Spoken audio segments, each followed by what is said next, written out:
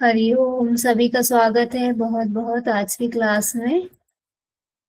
एक बार फिर से बता दीजिए, वॉइस क्लियर है? स्क्रीन शेयर हो रही है?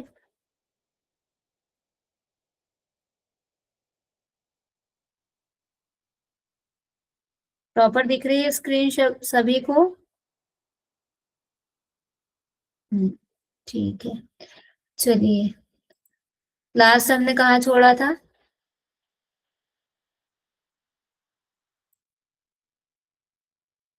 कौन सा दर्शन पढ़ रहे थे हम? न्याय दर्शन। न्याय दर्शन में क्या पढ़ लिया था?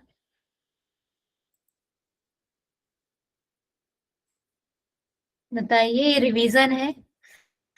कम से कम इतना तो पता होना चाहिए कि पढ़ा क्या था लास्ट हमने, तब हम आगे की बात करेंगे। अंदर के फैक्ट तो फिर बात की बात है। मैम वो पदार्थ देख रहे थे हम, 16 पदार्थ। 16 पदार्थ देखे थे, और प्रमाण प्रमाण भी देखे थे न्याय दर्शन के। जी मैम। प्रमाण में हमने कम से कम प्रत्यक्ष पढ़ लिया था। प्रत्यक्ष कितने बताए गए थे न्याय में?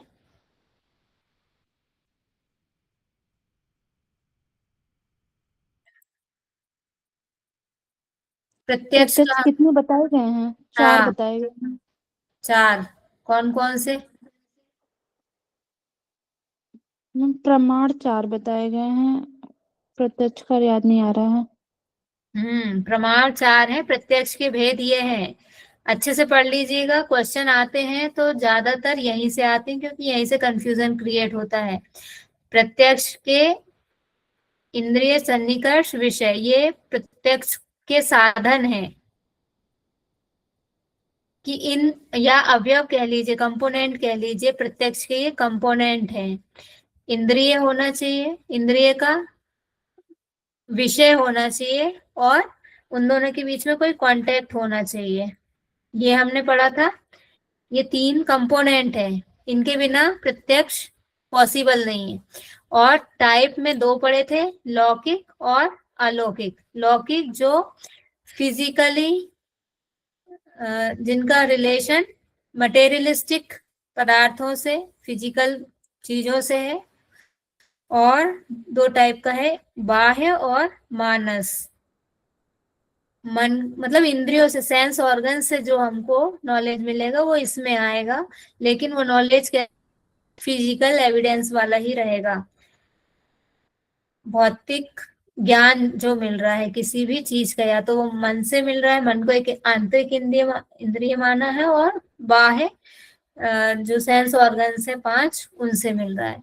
लौकिक, और लौकिक के बाद अलौकिक में क्या आ रहा है? सामान्य लक्षण, ज्ञान लक्षण, और योगज, ये भी बताए थे। सामान्य का बताया था, नाउन के थ्रू बताया था ना।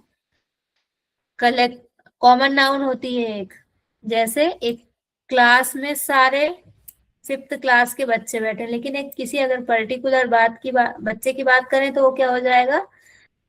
वो अलग हो जाएगा। निजवाचक उसको बोलते हैं, व्यक्तिवाचक या निजवाचक। लेकिन सारे बच्चों की बात कर रहे हैं क्लास में, तो क्या हो जाएगा? सामान्य, सभी के लिए कोई बात अपियर हो रही। जैसे अगर हम मैमल्स की बात करें, मैमल समझते हैं ना, जो स्तनधारी होते हैं, चाहे वो गाय हो, शेर हो, बिल्ली हो, कुत्ता हो, ये सब क्या काय में आते हैं? मेमल्स में आते हैं। क्यों? क्योंकि ये बच्चे को जन्म देते हैं और दूध पिलाती है माँ बच्चे को। तो ये सब एक कैरेक्टरिस्टिक के बेस पे सब क्या हो गए? सामान्य लक्षण वाले प्रत्यक्ष हो गए, ये परसेप्शन ऑफ क्लासेस वाला हो गया। ज्ञान लक्षण, कॉम्प्लिकेशंस, ये इसके बारे में क्या बताया था ज्ञान लक्षण का? नोट करा था? हम्म, भूल गए? मैम जो ज्ञान इंद्रियों के द्वारा वस्तु का ज्ञान होता है। हाँ, सही जा रहे हो, ज्ञानेंद्रिय के द्वारा है, लेकिन कैसा होगा? उससे अलौकिक ज्ञान होगा। और जैसे कभी आप कहीं से निकलो, अचानक से आपको एकदम ऐसी खुशबू आ जाए जो आपने कभी नहीं सुनी है, कभी मतलब कभी पहले महसूस नहीं की, कहीं मंदिर की मतलब ऐसी है वो कि आपको किसी भौतिक पदार्थ से वो स्मेल आ ही नहीं सकती। उसको क्या बोलेंगे, दिव्य स्मेल बोलेंगे, या दिव्य स्वाद किसी चीज का आपको आ गया जो आपने जितने भी टेस्ट किए, जितनी भी चीजें टेस्ट करी उससे बिल्कुल अलग है, वैसा कभी आपने, या कोई अलौकिक चीज ऐसी देख ली जो बिल्कुल उससे सुंदर कुछ है ही नहीं, वैसा कभी आपने नहीं देखा। एक क्षण को आपने देखी, हो सके भले ही स्वप्न में देख लिया आपने, वो क्या हो गया, अलौकिक ज्ञान हो जाएगा। और इसकी कंपैरिजन आप किससे कर सकते हैं, विभूति पाद में आपने एक पढ़ा होगा, एक एक विभूति होती है जिसमें, सॉरी विभूति पाद में नहीं, जो यथाभिमत के अंदर आते हैं ना, जो समाधि कैसे कैसे लगती है, एक तो ईश्वर प्रणिधाना द्वार से लग जाती है समाधि, और या फिर वो उसके बाद मैत्री करना मुदितोपेक्षणाम के बाद के जो सूत्र हैं सारे याद आ रहे हैं, प्रच्छन्नम विधानाभ्याम व प्रातिव प्रातिव वाला एक उसमें आता है, ऐसे सब जो आते हैं उसमें एक आता है जो ऋषियों या ज्ञानियों के दर्शन से जो अनुभव होते हैं, ज्योतिष व मति, ऐसे वाले जो, वीतराग विषयम व चित्तम।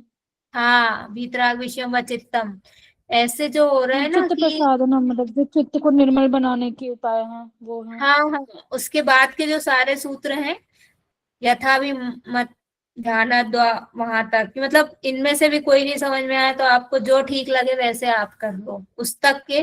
उसके बीच में एक जो आता है ना, उसमें आता है कि आपकी ज्ञानेंद्रियों में विलक्षण क्षमता आ जाती है, दिव्य अनुभव होते हैं उनसे पे, वही कंडीशन है ये, इसी को ज्ञान लक्षण बोला है अलौकिक के अंदर जो आ रहा है। और योगज क्यों बोला है, ये वाला तो सिर्फ बड़े बड़े योगियों को, सिद्ध पुरुषों को होता है, साधारण लोगों की इन तक कोई पहुंच नहीं है, इसलिए इसको योगज प्रत्यक्ष कहा है।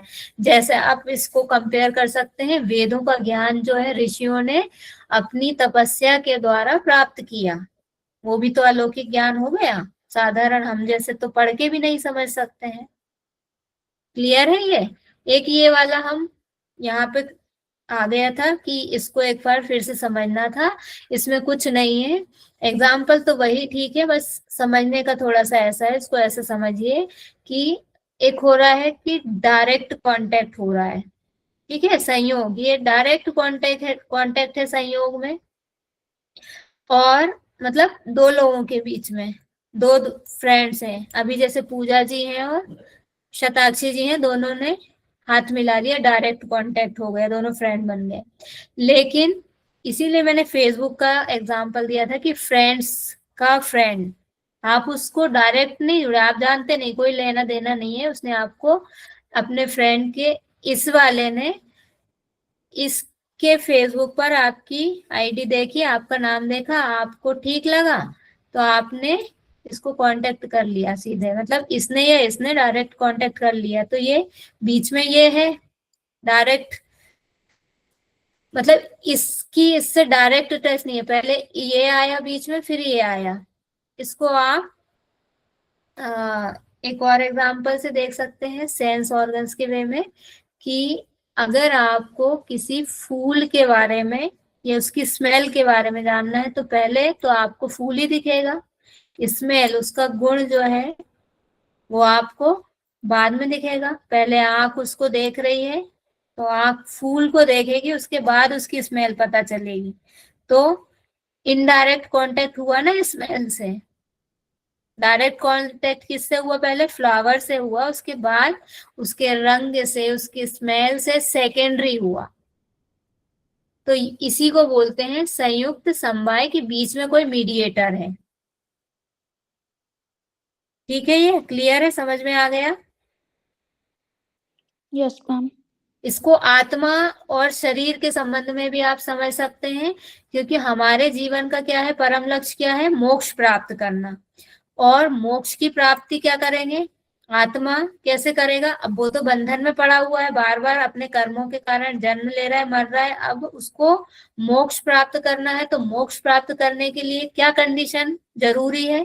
बताइए, गैस करिए, क्या जरूरी है?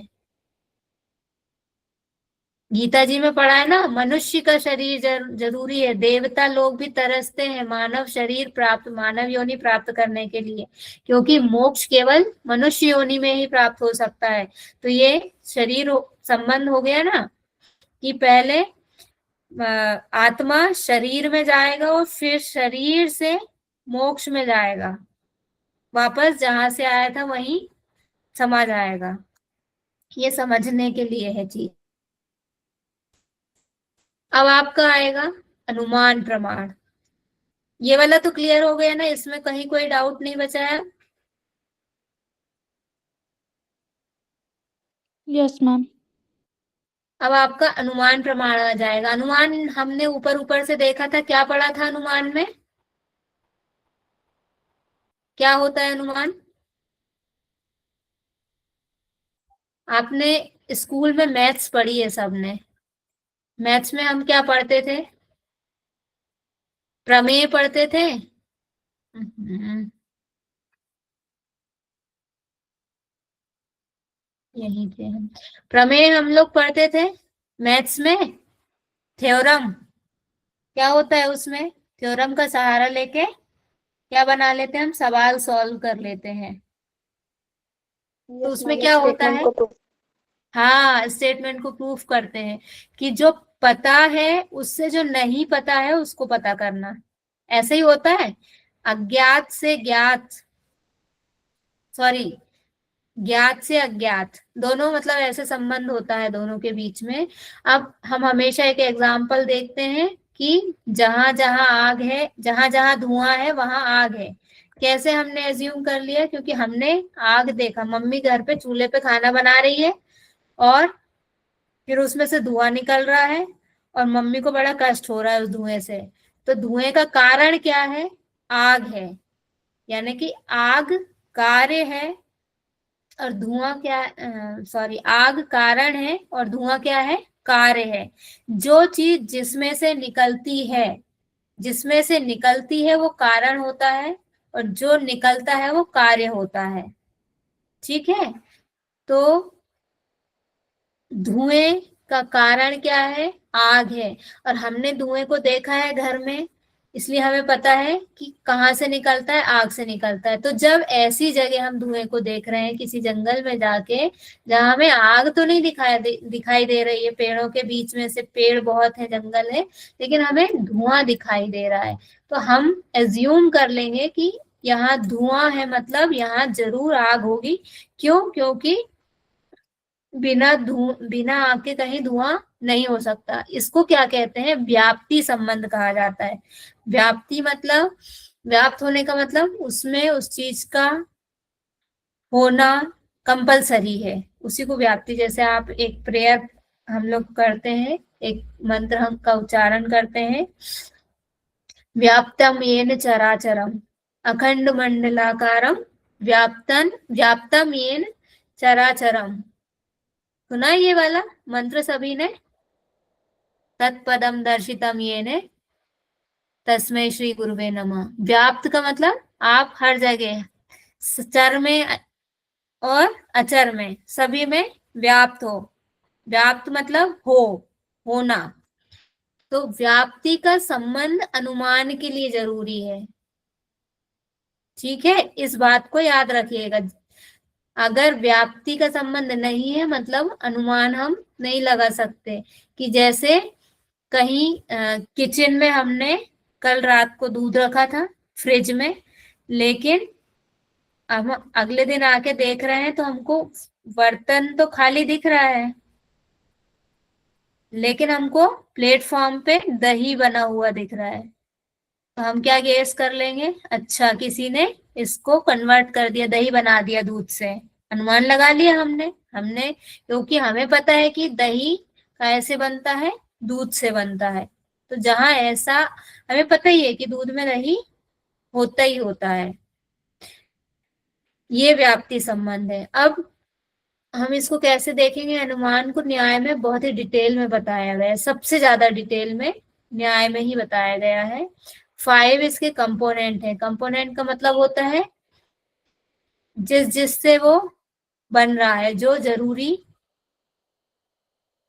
तत्व होते हैं, चीजें होती हैं, उसको कंपोनेंट। जैसे आपको अगर रोटी बनाना है तो क्या चाहिए पड़ेगा आपको, आटा चाहिए पड़ेगा, पानी चाहिए पड़ेगा, कोई नमक डाल के बनाते हैं, कोई बिना नमक के बनाते हैं तो वो चाहिए, गैस पे बनाना है तो गैस चाहिए, तवा चाहिए, ये सब क्या हो जाएंगे, एसेंशियल कंपोनेंट। इनके बिना, इनमें से एक भी नहीं होगा तो काम नहीं चलेगा, रोटी नहीं बनेगी।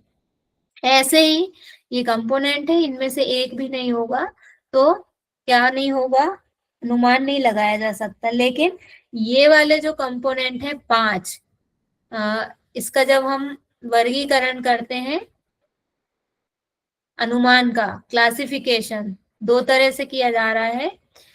एक होता है स्वार्थानुमान और दूसरा होता है परार्थानुमान। ये दोनों कहे जाते हैं प्रयोजन के आधार पे, मतलब ऑब्जेक्टिव के आधार पे।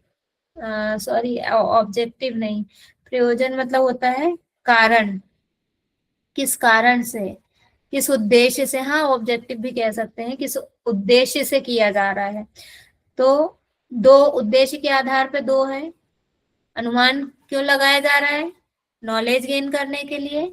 अब अगर खुद के नॉलेज के लिए किया जा रहा है तो उसको स्वार्थानुमान कहेंगे, और दूसरे के नॉलेज के लिए करा जा रहा है, अनुमान लगाया जा रहा है, तो उसको परार्थानुमान कहेंगे। स्वार्थानुमान की बात कम होती है। स्वार्थानुमान में क्या होता है, जैसे खुद मैंने आग देखी है, मैंने अपने आप, इनमें फिर 3 तत्व ही है, 3 कंपोनेंट ही आएंगे, क्या, प्रतिज्ञा, हेतु और व्याप्ति, ये तीनों आएंगे स्वार्थ में। इन दोनों की जरूरत नहीं है, इन दोनों की आवश्यकता इसमें पड़ती है जब दूसरे को बताना है। दूसरे को बताएंगे तो पूरी हमको एक लाइन बनानी पड़ेगी सेंटेंसेस की, एक क्रम से। यही 5 है। प्रतिज्ञा का मतलब होता है स्टेटमेंट, हमको उसको बताना पड़ेगा। स्वार्थानुमान में कुछ नहीं, मैंने अनुमान लगा लिया, अच्छा पहाड़ पे आग है, पहले स्टेटमेंट में रहोगे पहाड़ पे आग है, क्यों है, क्योंकि मैंने धुआं देखा वहां पे, और धुआं का और आग का संबंध मुझे पता है, इसलिए मैंने लगा लिया कि हाँ यहाँ पे आग है। लेकिन जब इसको बताना है, समझाना है, तो जैसे समझाई जाती किसी चीज को प्रॉपर वे में समझाना पड़ेगा। पहले स्टेटमेंट बनेगा, प्रतिज्ञा, कि पहाड़ पर आग है। दूसरे ने पूछा क्यों, तो उसने फिर कारण बताया, क्योंकि धुआं है वहां पर। वो बोलेगा, उसने नहीं देखा आग को, वो बोलेगा मुझे तो मतलब क्यों है, ये जो दिख रहा है सफेद, ये उड़ता हुआ, ये आग है क्या, तो बोलेगा नहीं ये आग नहीं है। फिर वो उदाहरण देगा कि जहां जहां आग होती है वहां धुआं होगा, ऐसी होती है आग, और ऐसा आग और धुएं का संबंध होता है। मैंने देखा था घर में, मम्मी मेरी रोटी बनाती थी, आग चूल्हे पे, उसमें से धुआं निकलता था, पूरा एग्जाम्पल देगा। फिर फिर स्टेटमेंट वापस से आएगा, उसको बोलेंगे उपनयन। ये सीक्वेंस भी है इनका, परार्थ के लिए ये सीक्वेंस है ऐसा।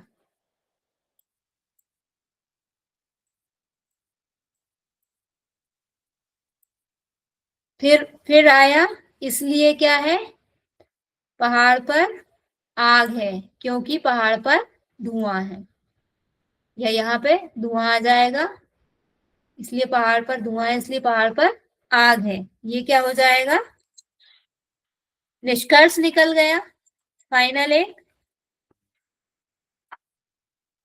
उपनयन मतलब कंपैरिजन हो गई, पहाड़ में धुआं है इसलिए पहाड़ में क्या है, लास्ट वाला क्या हो जाएगा, कंक्लूजन हो जाएगा कि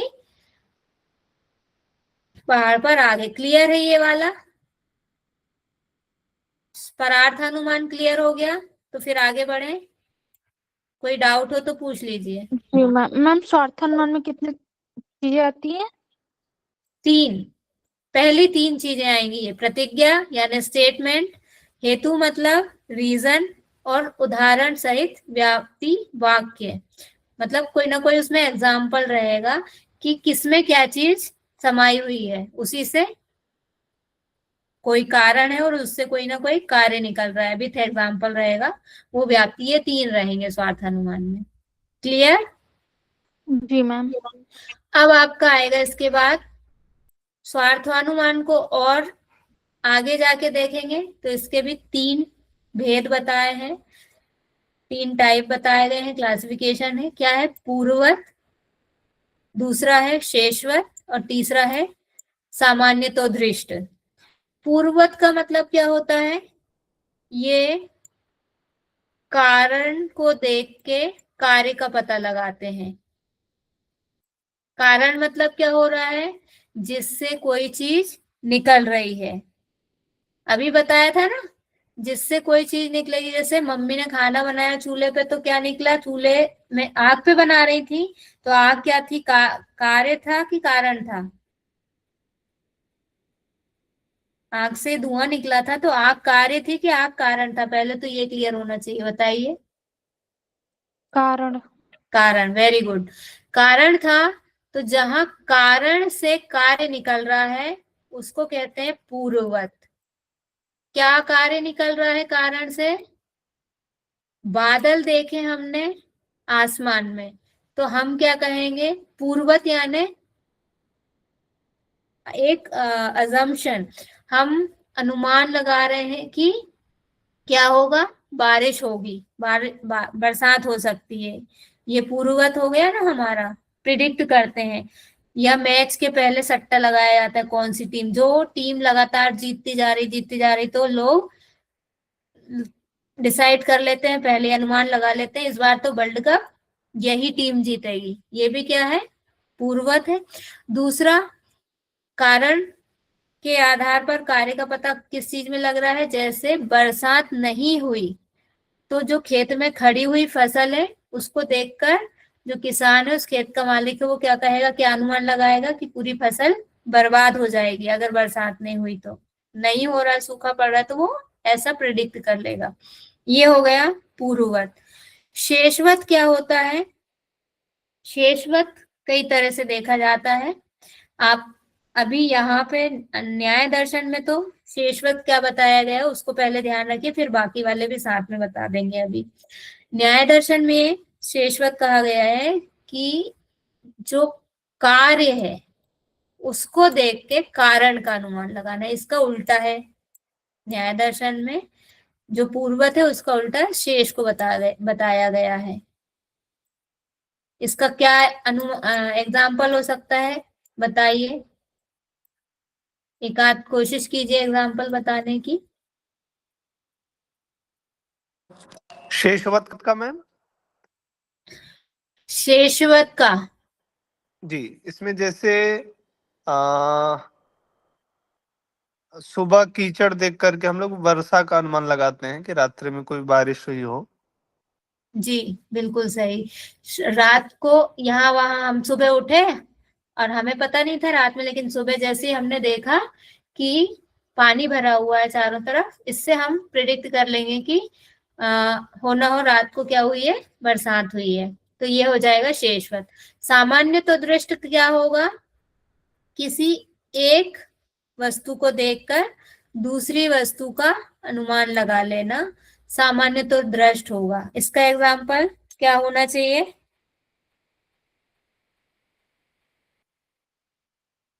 बताइए।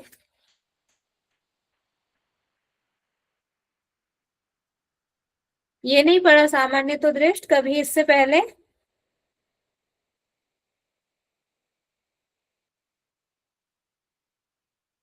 जैसे देखिए, एक एग्जाम्पल बताती हूँ मैं इसका। हमारे यहाँ पर गांव में क्या होता है, कोई कार्यक्रम होता है तो सब लोग सफेद कपड़े पहन के जाते हैं। सफेद, चाहे वो धोती कुर्ता हो या कुछ कुर्ता पायजामा हो। या मान लीजिए हमारे यहाँ कोई कॉन्फ्रेंस है कुछ है, उसमें हमने ड्रेस कोड रख दिया कि सभी बॉयज को धोती कुर्ता पहन के आना है। तो ऐसे ही एक बार अपने भैया के मुंह से सुना था हमारे उसमें, कहने लगे, वो कपड़ा प्रेस कर रहे थे अपना सुबह तैयारी के लिए, बारात में जाना था। तो उन्होंने गांव की लैंग्वेज में बोला, कल तो देखना सारे सफेद बगलो ही बगलो दिखेंगे। समझ पा रहे हैं वो क्या कहना चाह जी रहे थे? जी। समझ गए सभी लोग?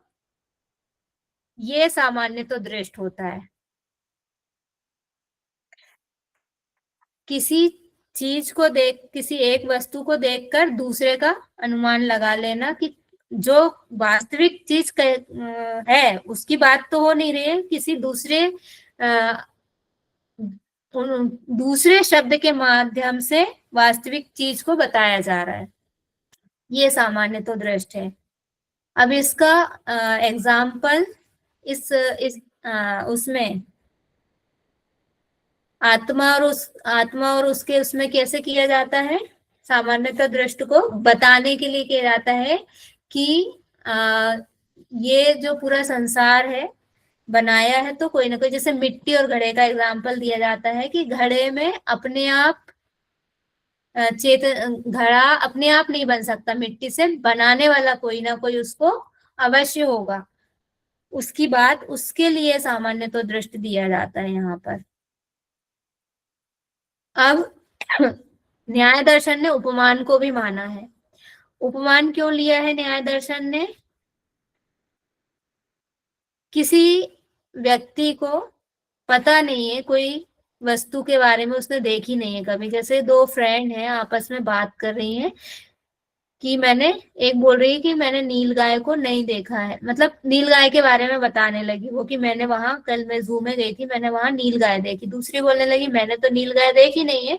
तब उसने बताया कि नीलगाय जो है वो गाय के समान ही होती है। तब उसने कहा अच्छा ठीक है। तो गाय उसने देखी थी, उसको उसने एक इमेजिन बना लिया अपना कि अच्छा गाय ऐसी होती। जब वो अकेले कहीं जा रही थी तो उसने फिर एक ऐसा गाय के जैसा जीव देखा, तो उसने प्रिडिक्ट कर लिया अच्छा ये नील गाय होगी। तो जो देखा हुआ था उससे बिना देखे को पहचान लेना, लेकिन बीच में एक मीडिएटर कौन था?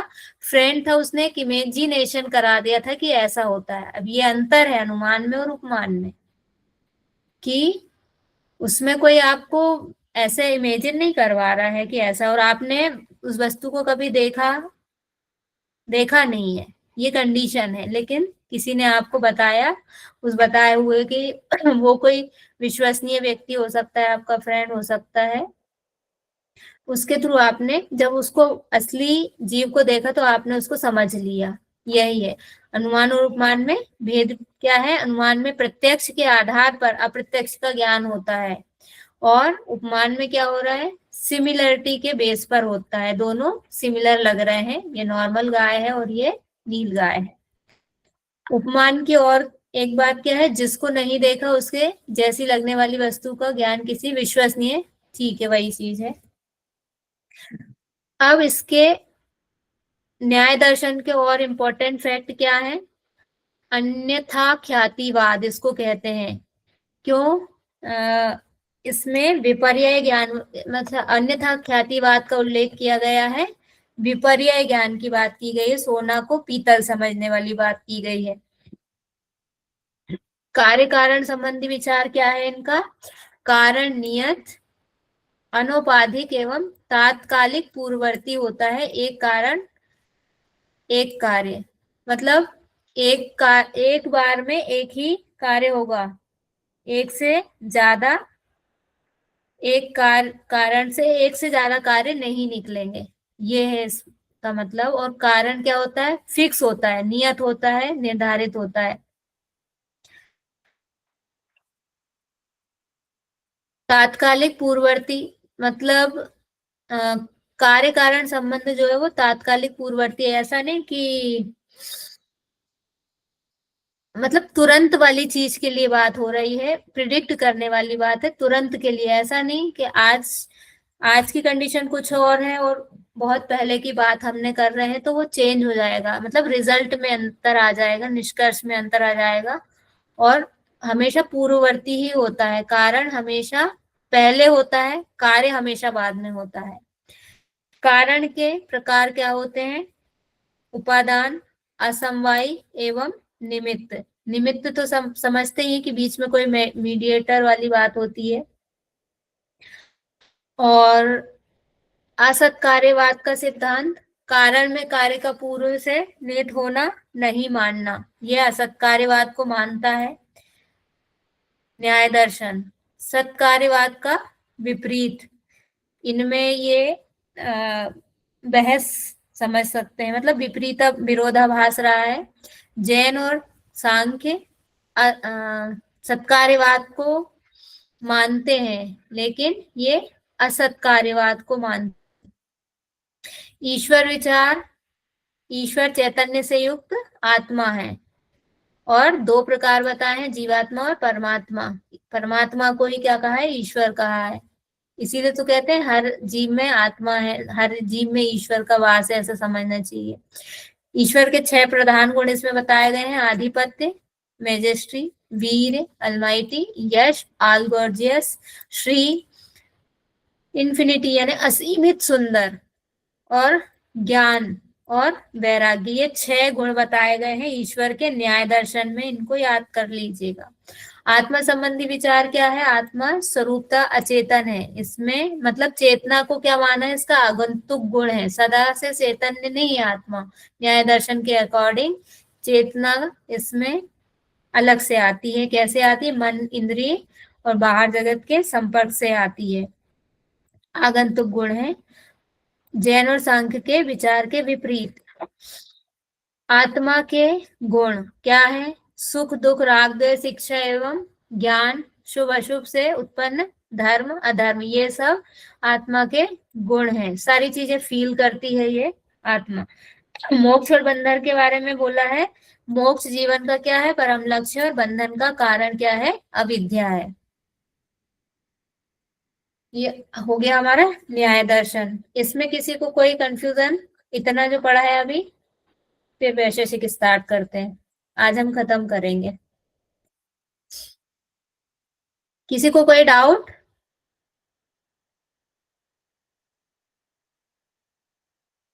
कोई है क्लास में?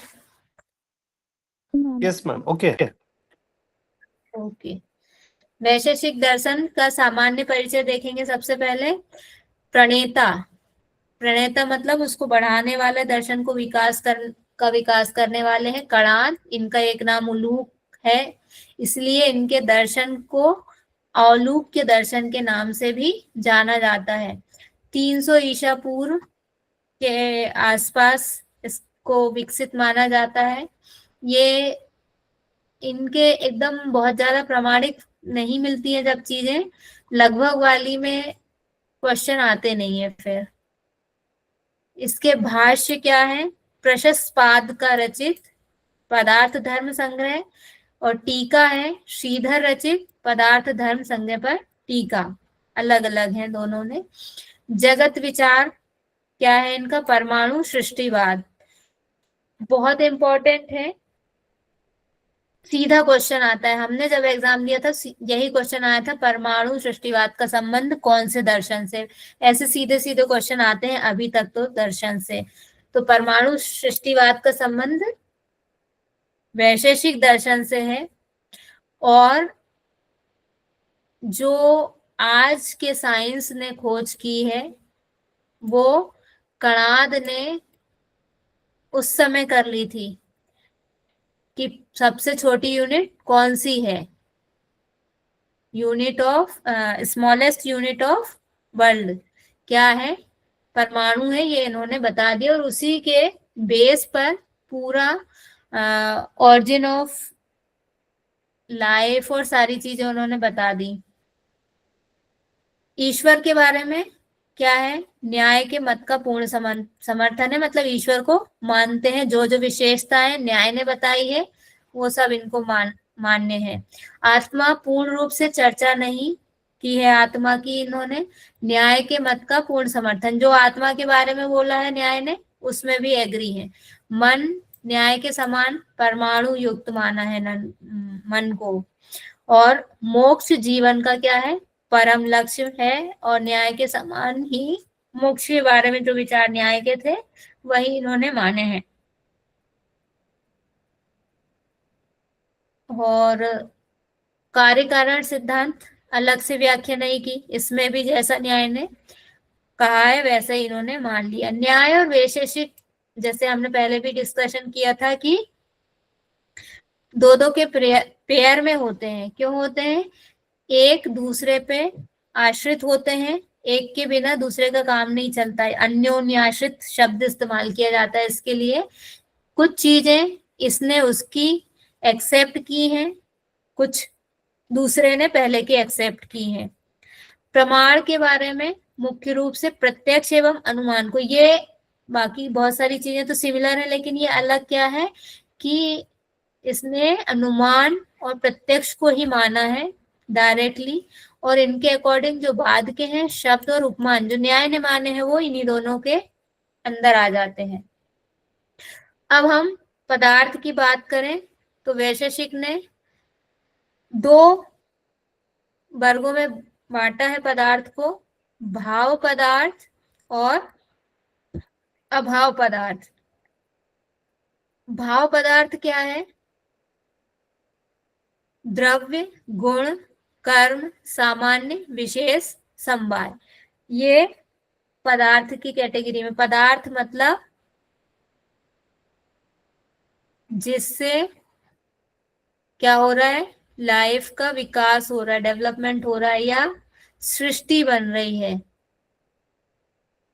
तो द्रव्य कितने हैं? 9 कहे हैं। गुण 24 बताए हैं। कर्म, ये एक क्वेश्चन है सीधा यहाँ से। भाव गुण पदार्थ का मतलब है, जी, मतलब वैशेषिक दर्शन इसको किस रूप में दे रहा है? मतलब पदार्थ, भाव पदार्थ का मतलब क्या है? भाव पदार्थ का मतलब है जिससे सृष्टि आगे बढ़ रही है, जिससे पता चल रहा है कैसे ओरिजिन हो रहा है ना, सब्सटेंस आ गए उसके अंदर, यानी आगे आगे आपको समझ में आ जाएगा। और चीजें क्लियर करने के लिए आगे बताई हैं ना डिटेल में, उनको और समझने की कोशिश की है।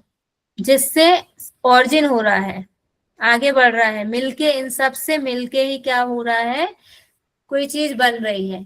तो 9 द्रव्य हैं, गुण है 24, कर्म है 5, सामान्य है 3, विशेष है और समवाय है। फिर इसके बाद में अभाव पदार्थ की बात की है। अन्योन भाव, और पहले 2 वर्गों में बांटा है, एक ये और एक ये, अन्योन्य भाव और संसर्गा भाव। फिर मतलब अभाव को भी इन्होंने माना है। बाकी कहीं ये इस दर्शन की विशेषता है कि इसने अभाव की भी बात की, इससे पहले न्याय ने भी की है। एक हमने बात की थी कि मोबाइल स्टैंड में रखा जाता है, अगर स्टैंड पे मोबाइल नहीं है मतलब मोबाइल का अभाव है। उस अभाव यानी विशेषण से हमने ये जाना कि अनुमान लगाया मोबाइल स्टैंड में मोबाइल नहीं है, तो हमने उसका अभाव को जान लिया। या मतलब कुछ है ऐसी चीज में ही होगा वो कि उसके बिना संबंध जो है उसके बिना वो चीज, जैसे घड़ा है, घड़ा स्टैंड पे ही रखा सकता है, स्टैंड के बिना घड़ा नहीं रखा जाएगा क्योंकि लुढ़क जाएगा वो। तो घड़ा हमेशा स्टैंड पे ही होता है। अगर स्टैंड पे घड़ा नहीं है मतलब घड़े का अभाव है। उस स्टैंड से हमने घड़े की अनुपस्थिति को जान लिया, और कहीं तो हो ही नहीं सकता। लेकिन अगर हम देख रहे हैं कि किचन में मम्मी नहीं है, तो मम्मी कहीं और होगी कमरे में, क्योंकि मम्मी तो कहीं भी हो सकती है। ऐसा नहीं कि मम्मी हमेशा किचन में ही होती है। किचन में मम्मी का अभाव है, उस समय नहीं है, कोई बात नहीं, लेकिन मम्मी दूसरी जगह हो सकती है। लेकिन घड़ा केवल स्टैंड पे ही हो सकता है, इसलिए जो फिक्स जगह है वही हो सकती है, उसका अभाव हम उससे जानेंगे। तो यहाँ पे अभाव की बात यहाँ में बस उतनी सी की गई थी, लेकिन यहाँ पे अभाव को ज्यादा गहराई से बताया गया, अभाव को महत्व दिया गया है और इसके भी टाइप्स बताए गए हैं। Mutual non existence of correlation, प्राग भाव, पीरियड नॉन एग्जिस्टेंस, ध्वंसा भाव, पीरियड। इनके बस नाम याद कर लीजिए, ज्यादा इनके उसमें नहीं जाना है डिटेल में, ऊपर से क्वेश्चन आता है इनसे, बहुत गहराई से नहीं आएगा। अब सृष्टि और प्रलय का सिद्धांत तो जो दिया है कणाद मुनि ने। अच्छा, कणाद दर्शन का नाम कणाद क्यों रखा गया? किसी ने सुना है, पढ़ा होगा आपने एकेडमिक्स में? कणाद ऋषि इसके प्रणेता हैं, विस्तारक हैं, इसलिए कणाद दर्शन इसको हम लोग बोलते हैं वैकल्पिक रूप से। विशेषता इसको वैशेषिक दर्शन बोला जाता हाँ, वैशेषिक दर्शन कहा जाता है। कणाद ऋषि, कणाद ऋषि का नाम कणाद इसलिए पड़ा क्योंकि ऐसा कहा जाता है कि वो खेत में से कणों को चुन चुन के, अनाज के कणों को चुन चुन के खाते थे, इसलिए उनका नाम कणाद पड़ गया। और अब सृष्टि और प्रलय का उन्होंने सिद्धांत जो दिया, उसके अकॉर्डिंग उनका कहना था कि स्मॉलेस्ट यूनिट क्या होती है, परमाणु, जिसको और डिवाइड नहीं किया जा सकता। जैसे स्मॉलेस्ट यूनिट ऑफ बॉडी क्या होगी, सेल होगी, ऐसे यहाँ पे परमाणु है। अब दो परमाणु जब आपस में जुड़ेंगे तो उनको क्या कहेंगे, ये बन जाएगा उससे द्विअणुक, डायटोमिक मॉलिक्यूल बन जाएगा। दो ऐसे द्विअणुक, तीन द्विअणुक मिलके क्या बना लेंगे, ट्राई एटॉमिक मॉलिक्यूल बना लेंगे। और जब ऐसे चार त्रिअणुक मिल जाएंगे तो वो क्या बना लेंगे, चतुर्अणुक बना लेंगे, टेट्रा मॉलिक्यूल।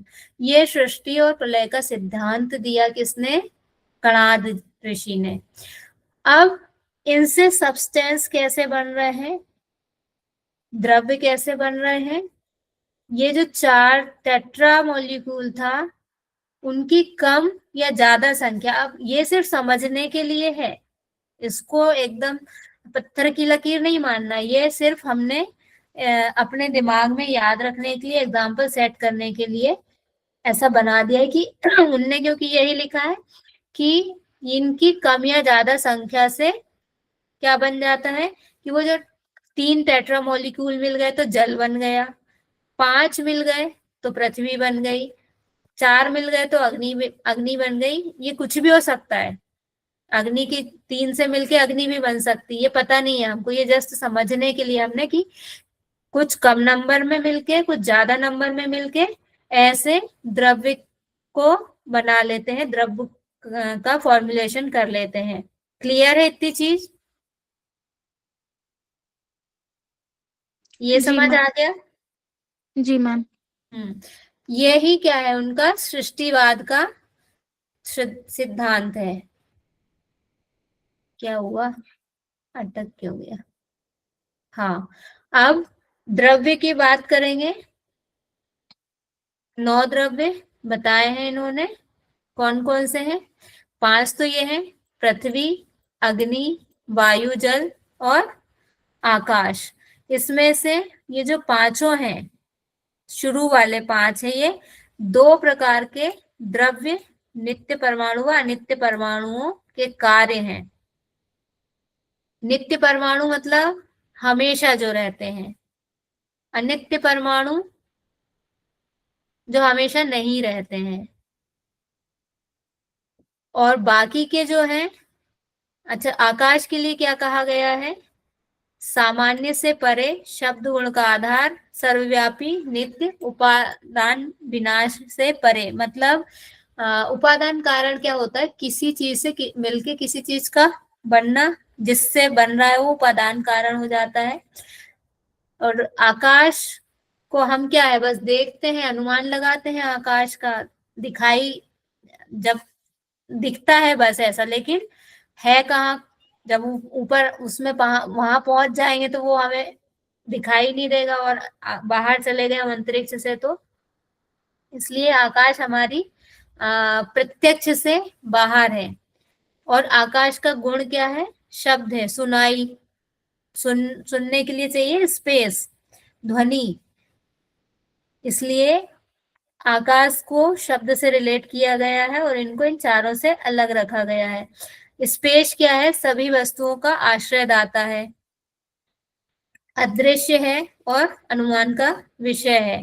प्रत्यक्ष से नहीं, दिक को, दिशाओं को हम प्रत्यक्ष से ना तो फील कर सकते हैं, ना टच कर सकते हैं, ना सूंघ सकते हैं, ना टेस्ट कर सकते हैं उसका। काल का भी ऐसा ही है, नित्य है, सर्वव्यापी है, अनुमान पर आधारित है, इसको भी प्रत्यक्ष से हम नहीं गेन कर सकते हैं।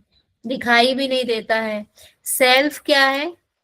आत्मा ज्ञान का आधार है। आत्मा को क्या कहा है? सेल्फ कहा है, जो कि क्या है? ज्ञान का आधार। इसी को जानने के लिए हमेशा जिज्ञासा बनी रहती है। और माइंड क्या है? अतीन्द्रिय है। जीवात्मा और परमात्मा ये इसके साथ है।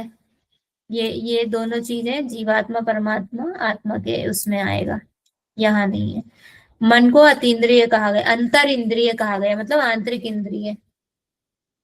क्वालिटी बताई गई है, गुण गुण बताए हैं 24। रूप, स्वाद, 5 तो इनके सब्जेक्ट हो जाएंगे, जो हमारे फिजिकल सब्सटेंस हैं उनके 5 तो उनके सब्जेक्ट हो गए।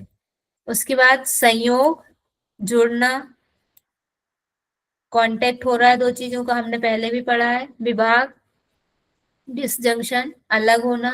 दूरत्व, इधर उधर होना, गति होना। अपरत्व, पृथकत्व।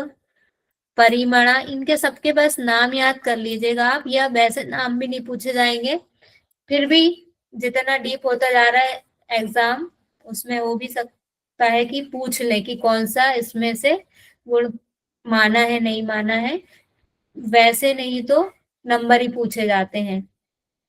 सुख, दुख, इच्छा, द्वेष, प्रयत्न, गुरुत्व, द्रवत्व, स्नेह, संस्कार, संख्या, धर्म, अधर्म, ये सब कैसे होंगे? ये सब आंतरिक मन मैम इन इंद्रिय। गुणों से भी क्वेश्चन आता है क्या? जी, मैम इन गुणों से भी क्वेश्चन आता है क्या? आ सकता है। एग्जाम क्या हो रहा है ना, हर बार डीप जाता जा रहा है, कठिन होता जा रहा है। क्यों? इसका कारण है, एक साल में 2 एग्जाम कराने हैं, और फिर क्वेश्चन नए भी लाने रहते हैं। रिपीट तो करते हैं क्वेश्चन, लेकिन कुछ ना कुछ नया भी चाहिए रहता है, तो ऐसे अंदर से घुस के भी कभी कभी चीजें पूछ ली जाती हैं। इनको थोड़ा सा ट्रिक से रखेंगे कि सुख, दुख, इच्छा, द्वेष, ये सब कैसे हैं? मन के भावों की चीज है। ऐसे याद हो जाएंगे, पेयर बना बना के याद हो जाएंगे। देखो 5 तो यहाँ से याद हो जाएंगे,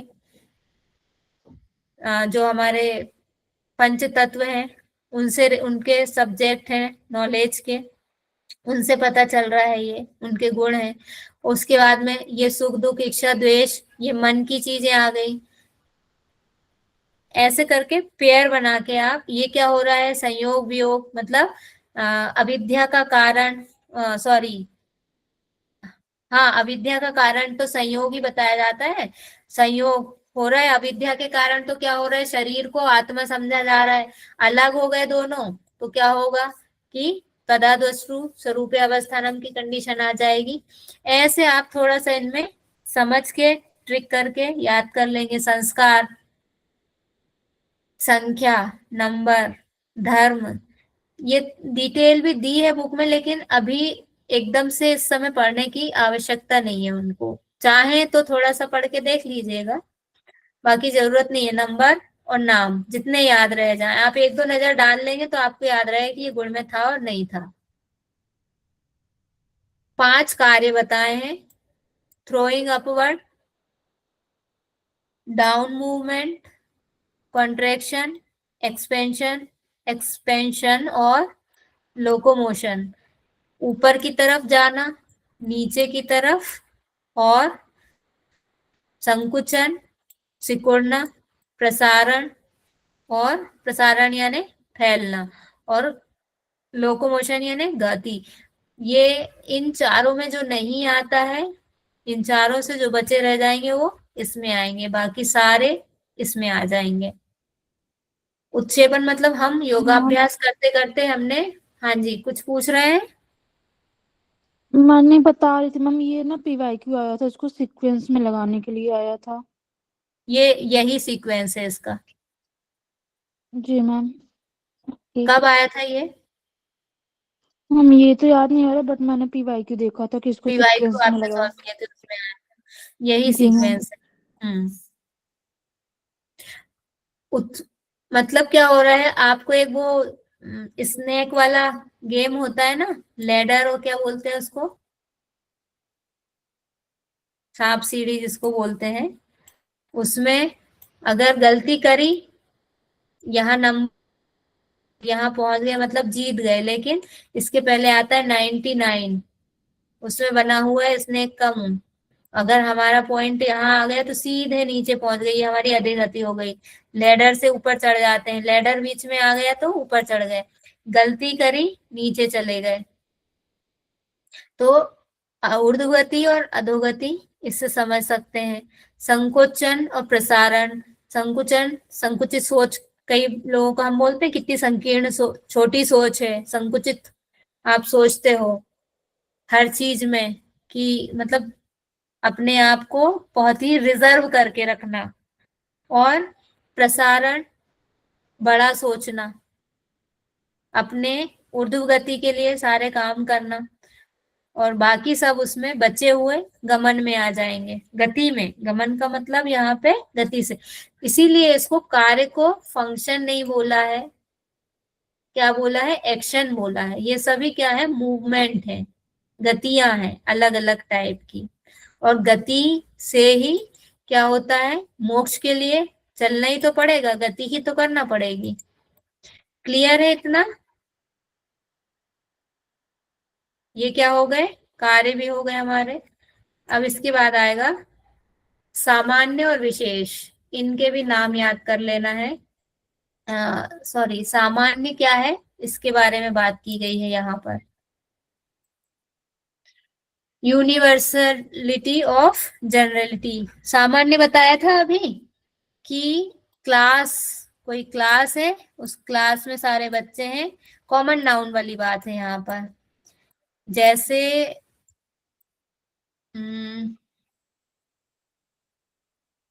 सारे गाय है, गाय की प्रजाति है कोई, तो उसमें से अगर गाय की बात करें तो सारी गाय आ जाएंगी, लेकिन श्यामा गाय या सुरभि की बात करें तो वो एक हो जाएगा, उसमें से सामान्य नहीं रह जाएगा, फिर ये अंतर हो गया।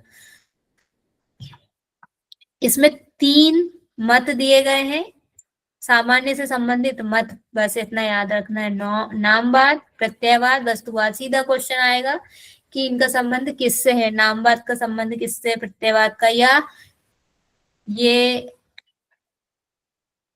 इनमें से कौन सामान्य से संबंधित है और नहीं है। और सामान्य के भेद की बात करें तो क्या होगा, पर, अपर और परस्पर। अब पर क्या है, टॉप पोजीशन है पर, अपर है बॉटम पोजीशन, और परस्पर है मिडिल पोजीशन।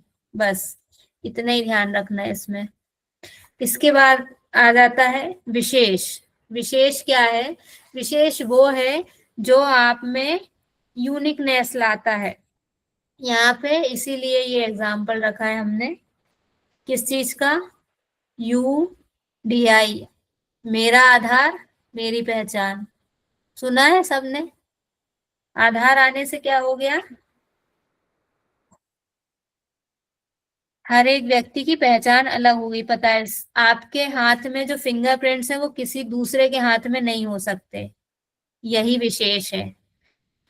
इस विशेष के कारण ही इसका एक नाम इसका नाम वैशेषिक दर्शन पड़ा, वैशेषिक दर्शन का, क्योंकि इसमें विशेष की बात की गई है। अब दिक्, काल, आत्मा और मन, पृथ्वी, वायु, अग्नि, जल, ये कैसी चीजें हैं, ऊपर की 4, ये दिखाई नहीं देती हैं, न इनको हम किसी को फील करा सकते हैं, न इनको हम व्यक्त कर सकते हैं, ये अव्यक्त चीजें हैं। तो अव्यक्त चीजों को बताने के लिए विशेष की बात की जा सकती है कि इनको बनाने वाला कोई तो होगा। चेतन, जो अगर कोई वस्तु आत्मा है तो आत्मा में आगंतुक गुण माना है इनने, चेतना को आत्मा का आगंतुक गुण माना है कि अलग से आती है। तो वो जो आत्मा अलग से आ रही है वो किसके कारण आ रही है, विशेष के कारण आ रही है। और जैसे मिट्टी का घड़ा, मिट्टी में पता है पहले से है घड़ा, लेकिन उस मिट्टी को बनाने वाला तो चाहिए, वो बनाने वाला क्या है? विशेष है। समवाय क्या है? दो पदार्थों को दो पदार्थों को परस्पर संबंध या असिद्ध वस्तुओं के बीच का संबंध बताने वाला क्या कहलाता है? दो बीचों के बीच में दो किसी भी थिंग के बीच में रिलेशन क्या है वो बताता है। अब यहाँ इतनी सारी पिक्चरें ऐसे इसलिए लगाई हैं कि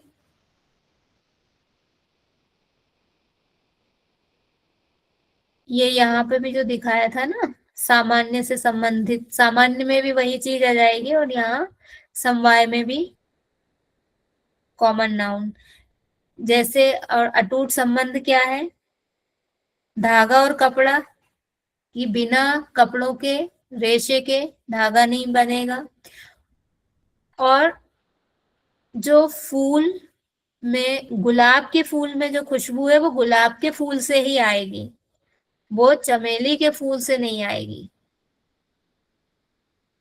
ठीक है, हर एक चीज का अपना गुण है। अब मनुष्यत्व जो मनुष्य में है वो मनुष्य में ही है, पशु में नहीं है। पशुत्व जो है वो मनुष्य में नहीं है। पशु प्लस तत्व, पशुत्व, मनुष्यत्व। अब इन सब में गाय को देखें तो ये भी क्या है? सब गाय एक जैसी हैं, लेकिन उस गाय में से किसी एक को देख लिया हमने, उसके मतलब सब गाय के कैसे होते हैं? सींग होते हैं, सबके दो कान होते हैं, चार पैर होते हैं, ये उसकी विशेषता है गाय जाति की, वो गाय में ही होगी। खरगोश के सिर पे सींग नहीं होते हैं। तो ये जिससे जो चीज निकली है, जो है उसमें जो जिस कारण में जो कार्य है उससे वही निकलेगा, वो दूसरे से नहीं निकलेगा। ये क्या कहलाता है? समवाय कहलाता है। इन सारे अनाजों को मिला देंगे तो भी सबको आपस में मिला के रख दे, एक साथ मिट्टी में बो दिया, लेकिन तब भी सब में से, चावल में से चावल का ही अंकुरण होगा, सोयाबीन में से सोयाबीन का होगा। ऐसा नहीं होगा इनको मिला दिया है तो वहां मिट्टी में भी अलग किसी से कुछ निकल गया, ऐसा नहीं होगा। लकड़ी की चेयर है, अगर लकड़ी को तोड़ भी देंगे तब भी उसमें उसका जो लकड़ीपन है वो नहीं जाएगा, कास्ट का गुण है वो नहीं जाएगा उसमें से। ऐसे लोहे की जो चेयर बनी है, प्लास्टिक की जो बनी है, उसमें उसका जो जो अवयव है, उसके अंदर जो पदार्थ है, जो द्रव्य है, ये वस्तु बना दी थी जिस द्रव्य से, ये वस्तु टूट भी गई तो वो द्रव्य तो उसमें हमेशा विद्यमान रहेगा। यही समवाय है। न्याय इसका ज्ञान अनुभव से मानता है, जबकि दोनों में न्याय लिख दिया इसमें। न्याय इसका अनुमान से मानता है और प्रत्यक्ष वैशेषिक क्या मानता है? प्रत्यक्ष से मानता है। दोनों में अंतर है। न्याय ने अनुमान से माना है, ये दोनों में अंतर है, लेकिन यहाँ पे वैशेषिक आ जाएगा। वैशेषिक काय से मानता है? प्रत्यक्ष से मानता है कि इसका ज्ञान काय से होता है? प्रत्यक्ष से होता है। ये हो गया हमारा वैशेषिक दर्शन। एक हमारा लास्ट बचा है न्याय दर्शन, सॉरी सांख्य दर्शन, और थोड़ा सा मीमांसा दर्शन है। सांख्य दर्शन का सामान्य परिचय। टाइम है अभी आप लोगों के पास में?